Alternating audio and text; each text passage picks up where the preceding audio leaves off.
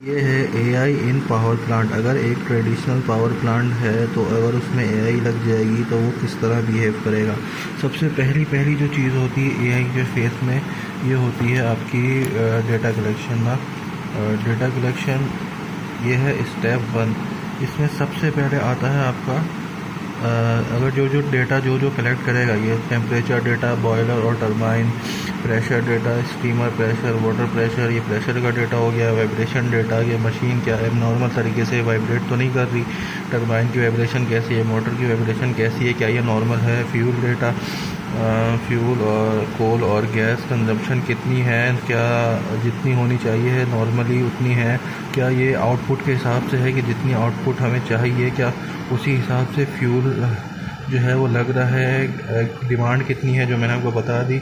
Maintenance data, इसकी maintenance की एक पूरा पैटर्न बनता है कि कब कब क्या क्या मेंटेनेंस हुई, कितने यूजेज के बाद कितनी मेंटेनेंस हुई, कौन कौन से फीचर्स, इसकी मशीन कब ख़राब होगी, किस पार्ट से फेल किया, किस पार्ट ने फेल किया, मतलब कितनी चीज़ें कितनी चलने के बाद कौन सा पार्ट फेल हुआ, कौन सी कंपनी का था, ये पूरा एक पैटर्न इसका बना होगा। तो ये हो गया ये डेटा कलेक्शन। डेटा कलेक्शन के बाद बारी आती है, जब सारा डेटा क्लीन हो जाता है तो बारी आती है डेटा क्लीनिंग एंड प्रोसेस। किसी भी मॉडल को रॉ डेटा नहीं दिया जाता ना, कोई भी मॉडल होता है उसको रॉ डेटा नहीं दिया जाता, उसको डेटा दिया जाता है क्लीन करके और प्रोसेस करके। व्हाट डू यू ये करता क्या है, इसमें आपको मिसिंग वैल्यूज़ रिमूव करनी होती है, नॉइज़ रिमूव करनी होती है। उसमें से नॉइज़ से मुराद होती है जो फालतू का डेटा होता है, जो आपके काम का नहीं होता, वो चीज़ें निकालनी होती हैं। और सेंसर्स जो है वो कैलिब्रेट करते हैं, और डेटा नॉर्मलाइजेशन होती है कि बहुत ज़्यादा डेटा है उसको कम में किस तरह किया जाए, ज़रूरी चीज़ें कैसे निकाली जाए। तो ये हो गया आपका सेकंड स्टेप। अब थर्ड स्टेप आपका क्या होगा, ये हो गया आपका fully automatic AI power plant. इस और इसके फीचर जो है, ये पावर प्लांट ऑटोमेटिक हो जाएगा, ये ऑप्टिमाइजेशन करेगा। ऑप्टिमाइजेशन से मुराद के मिनिमम से मिनिमम फ्यूल में किस तरह मैक्सिमम से मैक्सिमम आउटपुट निकाला जाता है, क्या वो फैक्टर्स होते हैं, क्या वो इन्वायरमेंट होता है, उस इन्वायरमेंट को कैसे मेंटेन किया जाए, इसको कहेंगे आप ऑप्टिमाइजेशन। और फॉल्ट डिटेक्ट करता है कि कौन सा जो है कंपोनेंट वो अबनॉर्मल बिहेव कर रहा है, उसको कहेंगे आप फॉल्ट डिटेक्शन। के वक्त आने से पहले ही फॉल्ट निकाल लिया जाए कि और इस किसी एक पर्टिकुलर कंपोनेंट के एबनॉर्मल बिहेव करने से क्या दूसरे को भी नुकसान होगा तो कितना होगा, ये पहले डिटेक्ट कर लेता है, फॉल्ट डिटेक्शन। इसके बाद आता है मेंटेनेंस प्लान करें।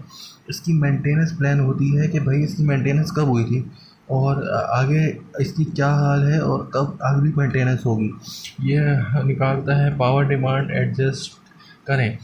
पावर डिमांड क्या है, मतलब क्या कब कौन सी डिमांड आती है और किस हिसाब से इलेक्ट्रिसिटी प्रोड्यूस करनी है, वो उसका ख्याल रखता है। फिर डिमांड क्या है, ठीक है, उस हिसाब से। अब हम बात करते हैं कि एल्गोरिदम काम किस प्रॉब्लम में फिट होगा, मतलब कितनी प्रॉब्लम्स हैं, किस किस्म की प्रॉब्लम हो सकती हैं और उसमें कौन सा एल्गोरिदम कारगर साबित होगा। सबसे पहले आपको तो मशीन कब ख़राब होगी, रैंडम फॉरेस्ट, अगर मशीन कब ख़राब होगी ये प्रिडिक्ट करना है ना, ये प्रिडिक्शन की प्रॉब्लम है। तो इसमें आ गया आपके रैंडम फॉरेस्ट। रैंडम फॉरेस्ट में आपको पता है कि बहुत सारे ट्रीज़ बनते हैं, डिसीजन ट्रीज़, और उन डिसीजन ट्रीज़ पे हर किसी से वोटिंग होती है। जो मिनिमम जो वोटिंग जो डिसीजन ज़्यादा वोट कर रहा होता है एक पर्टिकुलर डिसीजन को, जो डिसीजन ट्रीज़ ज़्यादा मेजॉरिटी में होती हैं उनकी बात सुनी जाती है। सबसे पहले उनको कंडीशन दे दी जाएगी, डेटा दे दिया जाएगा कि भाई ये डेटा है।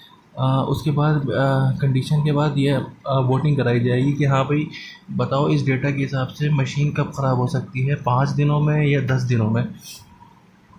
तो मेजॉरिटी जो भी रिसर्च बताएगी टरबाइन कितने दिन बाद फेल हो सकती है, उसका रिज़ल्ट आ जाएगी कि हाँ भाई अगर 10 बोल रहे हैं कि 5 दिनों में और 5 बोल रहे हैं कि नहीं 10 दिनों में, तो 10 की बात मानी जाएगी।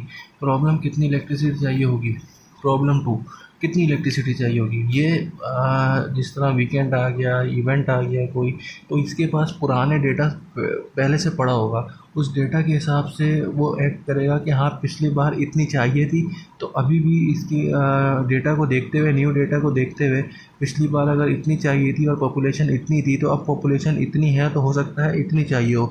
तो इस हिसाब से ये पूरा काम करेगा। कहाँ गया ये? आपका कब कितनी लगती है, प्रॉब्लम नंबर 2। अब आप जाते हैं प्रॉब्लम नंबर 3 पे, एटॉमिक पावर कंट्रोल। तो ये डिमांड, जो एटॉमिक पावर कंट्रोल है, डिमांड आएगी इसके, जो एटॉमिक पावर प्लांट कंट्रोल है, डिमांड आएगी और कितनी प्रोडक्शन की डिमांड है, उसी हिसाब से आप इनपुट डालोगे और उसी हिसाब से आउटपुट आएगा।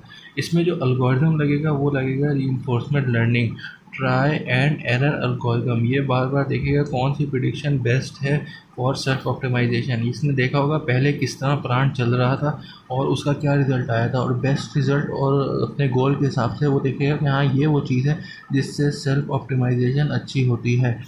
तो ये आ गया आपका एटॉमिक पावर कंट्रोल। अब आ गया आपका फ्यूल एफिशिएंसी ऑप्टिमाइजेशन करना। अब ये प्रॉब्लम 4 जो है ये है कि जितना कम से कम फ्यूल में ज़्यादा से ज़्यादा प्रोडक्शन बने। गोल क्या है? गोल क्या है? फ्यूल कम, इलेक्ट्रिसिटी ज़्यादा। Input fuel plus pressure is equal to electricity, ये इनपुट है आपका ना। ये फ्यूल होगा और प्रेशर होगी और उसके हिसाब से रिज़ल्ट क्या चाहिए आपको? Control pressure not fuel. अब वो देखेंगे कि भाई किस तरह फ्यूल ऑप्टिमाइज़ किया जा सकता है। वो देखेंगे कि प्रॉब्लम क्या आ रही है। प्रॉब्लम ये आ रही है कि जो है प्रॉब्लम ये आ रही है कि इसका प्रेशर जो है वो ज़्यादा नहीं पड़ रहा।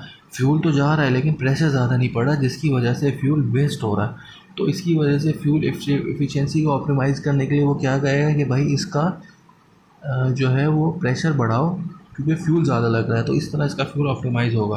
रियल टाइम डिसीजन मेकिंग, देखिए ये आ गया रियल टाइम डिसीजन मेकिंग। ये जो है सबसे इम्पोर्टेंट पार्ट है, सबसे एडवांस पार्ट है, क्योंकि ये इसमें टाइम सीरीज़ एल्गोरिथम यूज़ होता है और ये इसको फौरी तौर पे उसी एट द मोमेंट काम करना होता है। पहला क्या किया गया? Data pipeline. पहला स्टेप डेटा पाइपलाइन। सेंसर से रेगुलर डेटा जा रहा होगा, इसमें कलेक्शन होगी। सेंसर से रेगुलर डेटा जा रहा होगा, कलेक्ट हो रहा होगा, इसके बाद उसकी क्लीनिंग होगी। क्लीनिंग के बाद उसको एआई को मॉडल को दे दिया जाएगा। इस फेज़ में 3 फेज़ आते हैं। डेटा पाइपलाइन जिसके बारे में हमने ये पढ़ा, एआई मॉडल आएगा और कंट्रोल सिस्टम आएगा। अब इसके बाद हम डेटा पाइपलाइन पढ़ लिया, अब हम जाएंगे एआई मॉडल्स पे। एआई मॉडल क्या करेगा? इसका फ्यूल डिटेक्ट करेगा, इफ़िशिएंसी ऑप्टिमाइज़ करेगा, डिमांड प्रेडिक्ट करेगा। डेटा इसके पास आ गया, अब ये चीज़ें काम करेगा। मिसाल के तौर पे बता रहा हूँ, और भी बहुत काम होता है लेकिन अब फ़िलहाल के लिए ये 3 कर लिए। Data detection, fuel optimisation, demand prediction. Control system, okay control system ये वो चीज़ है जो कंट्रोल करती है, मतलब एक्चुअल कमांड्स देती है कि भाई अब इस हिसाब से जो भी प्रिडिक्शन की है उसको एक्शन में लेके आना। एक्शन में कैसे लेके आना है? वॉल्व ओपन करना है या नहीं करना है, फ्यूल फ्लो कितना होना चाहिए डिमांड के हिसाब से, और टरबाइन स्पीड कितनी होनी चाहिए, या टरबाइन स्पीड सही है या नहीं है, तो इस हिसाब से एक्शन परफॉर्म करेगा। एनालॉजी आप ले लें ह्यूमन बॉडी की। ह्यूमन बॉडी को आपको आपके सेंसर ने, जिस तरह अगर आपने आग में हाथ रख लिया ना जाने में, तो आपके फ़ौरन सेंसर काम करेंगे और फ़ौरन वो हाथ सिग्नल ब्रेन तक जाएगा और फिर ब्रेन जो है फ़ौरन कमांड करेगा कि भाई हाथ हटाओ, और आप फ़ौरन हाथ हटाएंगे। ये एनालॉजी है इसकी सेल्फ कंट्रोल की। मतलब क्या था वो हाथ, ये रियल टाइम डिसीजन मेकिंग की, मतलब उसी टाइम डिसीजन हो। ठीक है, ये सिस्टम है इसका।